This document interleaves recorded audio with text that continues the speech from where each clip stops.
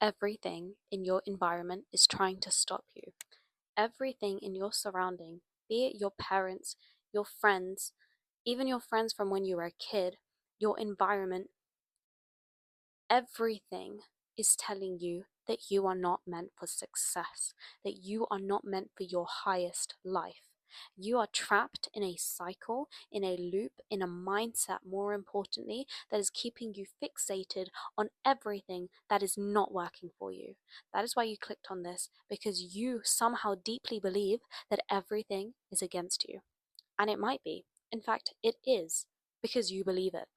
But I want to explain to you the consequences of completely changing that and rewiring your mesolimbic cortex so you can become a better person. Everyone's heard of dopamine. Everyone's heard of dopamine as the pleasure neurotransmitter, but it's actually way more than that and completely different. It is more so the neurotransmitter of wanting, of desire, of motivation. And that means that when you finally get that thing that you want, you're not satisfied, you're not happy. And that's what dopamine does. It takes you somewhere, all for you to find out that it wasn't that great anyway. Does that sound familiar? Can you resonate with wanting a specific bag, or wanting to have a drink, or smoke, or binge watch some TV show? And then once you finally do it, you're not satisfied. You're actually drained. You're actually normal. You're like, whatever. Because the anticipation of it was better than the actual product. Your body has become so used to anticipating and expecting a response that when that response finally comes, it is already used to it to the point that it's not even pleasurable anymore.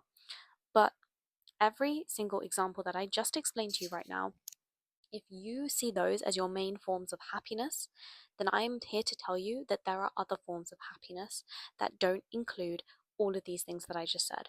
All of these things that I just said come into a category of what we call cheap dopamine, short, desirable, quick dopamine that is available to you every single second of the day. You can open your phone right now and you can scroll for hours. You can open Netflix and watch 1,000 different episodes. You can eat any food that you want right now. There's so many places and things to reach for to get that dopamine. I'm going to show you this diagram. So you can see that we have the dopamine cycle. And you can see that when you're on the first dot, the arrow that takes you to the second dot, the thing that you desire, the arrow is the dopamine. The arrow is what the wanting feels like.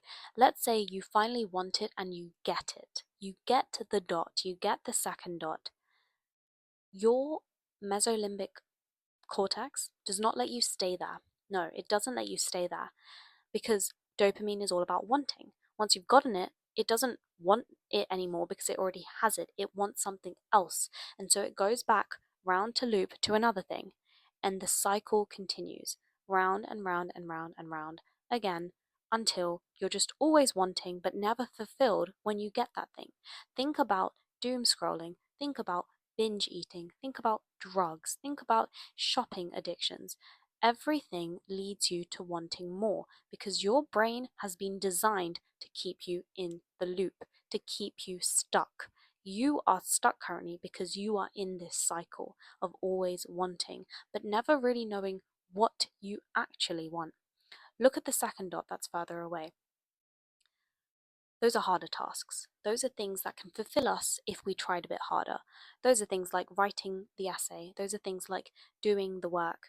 Those are things like going to the gym. They require more effort. Dopamine is not just wanting, it is also valuing whether something is worth wanting. Let me say that again. Dopamine is not just wanting, it is valuing whether something is worth the wanting. And so, if you in your brain have decided that going to the gym is not that much valuable as wanting it, the cost of going to the gym does not match the outcome of going to the gym, then you are not going to the gym. No matter how much you try to force yourself once or twice, you are not going to be able to sustain it because your brain has decided its judgment. It is a lot easier to go on your phone for that wantingness, for that dopamine, than it is to go to the gym. And that's what it does to stay in this cycle. Now, if it goes to the ends of wanting that second dot, then it has decided that its motivational value is actually high, that the outcome does justify the effort, and the cost versus the result is actually worth it. If you can train your brain to do those things and realize that it is worth it, then you are more likely to stay in those loops, in those cycles, the cycle of going to the gym, the cycle of working hard. And what happens when you do that? You stay fulfilled for longer. Because now not only are you activating your dopamine system, you're now also activating your endocannabinoid and opioid system, which is this aspect. So on this side you have dopamine, and on this side you have your endocannabinoid and opioid system. Notice how the dopamine is like a circle. It keeps going round and round. And notice how this is just a flat line, because these are the neurotransmitters that produce peace, stillness, this feeling of satisfaction, this feeling that you just are amazing. This is what you are actually chasing. This is what your body is actually chasing to reach and stay still. But you don't know that because for so many years you've designed your nervous system to feel safe on just this. And so it doesn't even know that this can exist, that you can actually love this, that this can be your life. This is the difference between wanting and trying to be something versus being and having that thing. Think about how many times you've said that you want to be the next famous athlete or the next famous singer or a billionaire or a millionaire. You keep wanting to be that. You keep wanting to be an identity, but that never comes because if you only want, you stay stuck in this loop that gets you nowhere. If you start embodying those feelings of being and having, saying to yourself, I am an author, I already have a book, I am amazing, I am already an amazing singer, then your brain will allow yourself to experience the opioid and endocannabinoid systems, and you will train yourself to realize that it is okay to feel complete, to feel holistic, to just be as the identity that you choose. This is how the dopamine system works, and this is how your brain works currently.